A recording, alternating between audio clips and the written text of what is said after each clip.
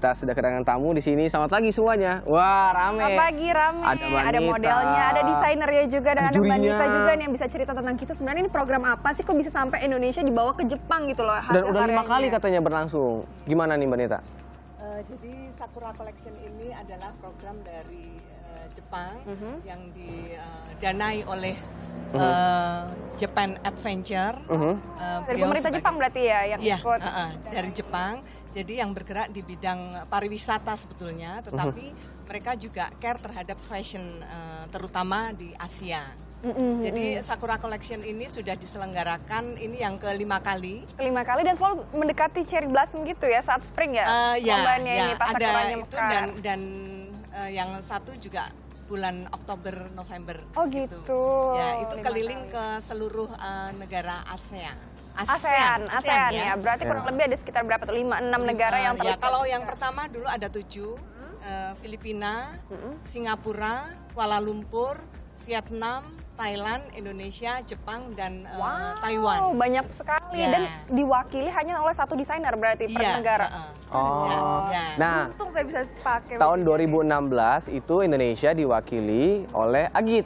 Agit ini adalah yang bajunya dipakai sama yang saya pakai. Ini dia ramen. Udah dijelasin nggak sih? Udah. Bisa dijelasin nggak sih konsep tentang pakaian yang saya pakai ini gitu? Oke, awalnya saya menjuarai ini kan ya Sakura Collection tahun 2016. Kebetulan waktu itu saya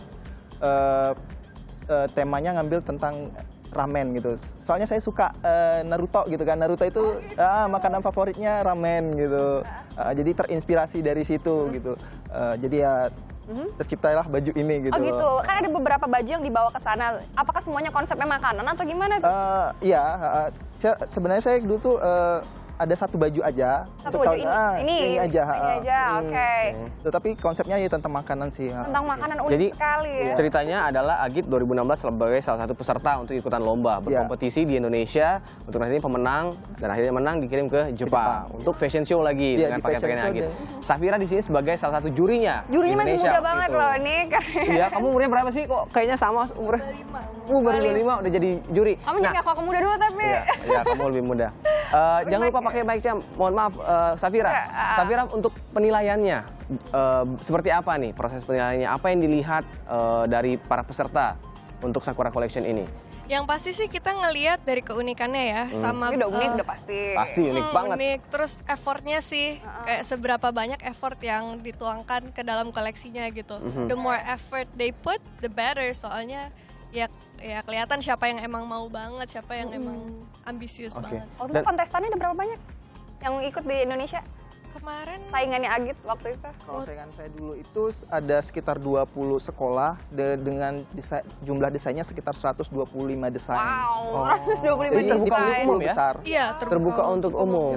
Oke, dan tema tiap tahunnya apakah sama atau berbeda-beda atau bagaimana?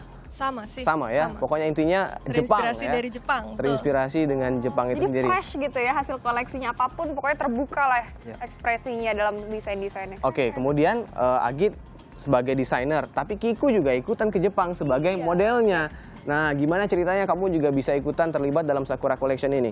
Sebenarnya kalau aku pribadi itu kayak dadakan banget. Jadi tiba-tiba kayak kamu mau ke Jepang nggak dihubungin sama saya juga mau dong dadakan kalau gitu. Indonesia Fashion Chamber ya benar ya. Terus katanya karena aku bisa berbahasa Jepang dan tahu budaya Jepang juga, jadi aku yang dipilih modelnya. Oke. Biar lebih gampang juga ya menjelaskan Indonesia seperti apa ke Jepang. Bagus. Dan koleksinya hanya untuk perempuan berarti ya? Women collection doang ini? Iya, women collection. Ya, tapi tahun saya dulu ada yang cowok. Ada yang cowok dari juga? Vietnam. Dia buat baju khusus laki-laki. Oke. Nah, aku juga penasaran dengan apakah kita bisa juga dibuat beli bajunya. Katanya ada pop-up store-nya juga ya katanya waktu di Jepang. Bu Nita mungkin bisa cerita. Bu Nita. Jadi sejak 2 tahun yang lalu dari Sakura Collection sendiri membuat semacam pop-up store. Itu bisa memamerkan karya-karya desainer yang ikut dalam Sakura Collection untuk dipamerkan dan tentu saja dijual. Ya, jadi yang tahun pertama kemarin di Takashimaya, yang kedua kemarin di Shinjuku, jadi di Jepang. Gitu. Dan di Yokohama juga. Di Yokohama, wow. Gitu. Apakah juga ini terlihat di online kalau untuk pakaian-pakaian dari koleksinya? Sementara ini belum. Belum. Ya. Oke, jadi memang Tapi langsung. jadi langsung. Bagaimana peminatnya, Bu? Kalau kita lihat di sana. Alhamdulillah kemarin kebetulan Kreasi dari orang Indonesia Indonesia yang paling banyak laku. Really? Wow. Ya. Keren.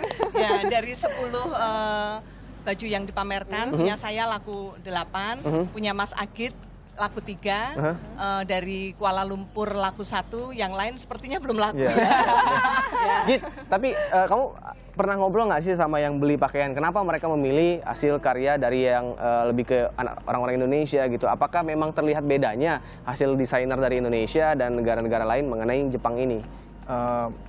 Kemarin sempat nanya sih, sebenarnya mereka tuh kita menyesuaikan di Jepangnya itu gitu loh. Saya desainnya itu menyesuaikan waktu yang pop-up store ya. Waktu yang pop-up store itu saya menyesuaikan desain selera mungkin mencoba menyesuaikan dengan pasar saya kan anak muda.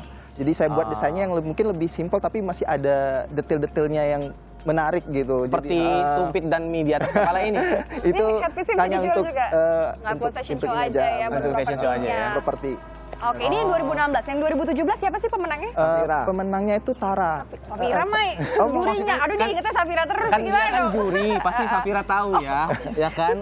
Kenapa yang satu ini bisa menang dan apa sih spesialnya dari desainnya Tara ini sebetulnya, Safira, kalau misalnya bisa menilai? Ya, kalau dilihat dia naro teknik origami ya di situ. Ini Itu sangat unik banget. Sama dia naro printan khas Jepang. Ini. Kelihatan betul, dia betul tuh khasnya she put so much effort into the work gitu. Ya, ini Jadi, saudara.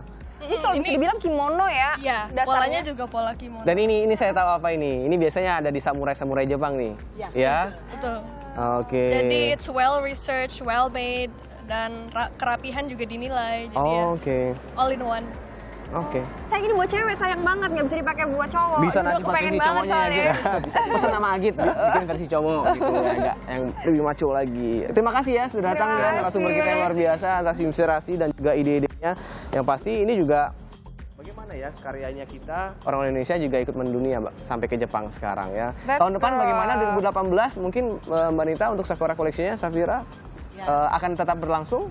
Ya, sepertinya akan terus berlangsung dan mudah-mudahan dari Indonesia juga muncul desainer-desainer baru yang berbakat dan yang potensial. Mungkin ada pendaftaran untuk itu tahun kira-kira depan, ya, mulainya bulan berapa? Biasanya Di bulan September. bulan September. Bulan Jadi September, sebelum September itu sudah kita udah info di online. Ya, banyak biasanya sih. di Facebook juga ada. Oh, udah viral Facebook lah ada ya. Sakura Collection.